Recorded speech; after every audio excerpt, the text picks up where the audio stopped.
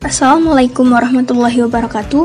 Perkenalkan, kami dari kelompok 1 Analisa Farmasi Kuantitatif yang beranggotakan Amelia Wibowo, Rida Seranita, Marcella Lintang, Cynthia Claudia, Anissa Lutfia, dan Fadil Abdillah. Baiklah, di sini saya akan menjelaskan secara singkat tentang asidi dan alkalimetri. Apa sih asidimetri? Asidimetri adalah titrasi dengan menggunakan larutan standar asam untuk menentukan basa. Asam yang digunakan HCl, asam cuka, asam oksalat, dan asam borat. Sedangkan alkalimetri adalah titrasi yang menggunakan larutan standar basa untuk menentukan asam. Basa yang digunakan NaOH, hidroksida dari natrium, kalium, dan barium. Umumnya digunakan sebagai larutan standar alkalis atau basa. Indikator.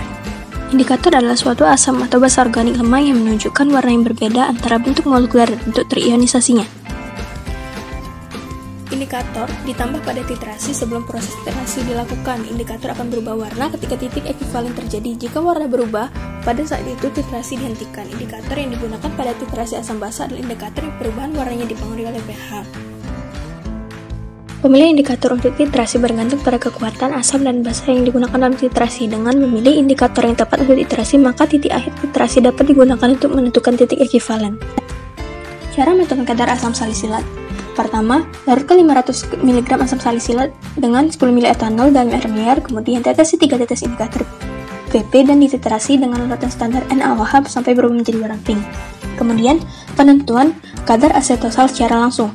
500 mg asetosal dilalurkan dengan 20 ml etanol netral dalam air mengalir, ditetesi indikator PP sebanyak 3 tetes dan titrasi larutan asetosal menggunakan larutan NaOH. Penentuan kadar asetosal secara tidak langsung.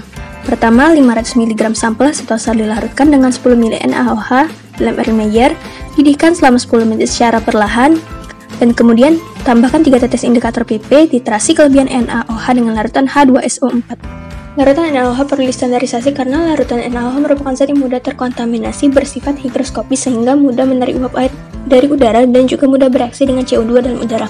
Dengan demikian, apabila ingin menggunakan larutan NaOH sebagai pereaksi dalam suatu titrasi, maka larutan NaOH perlu distandarisasi terlebih dahulu.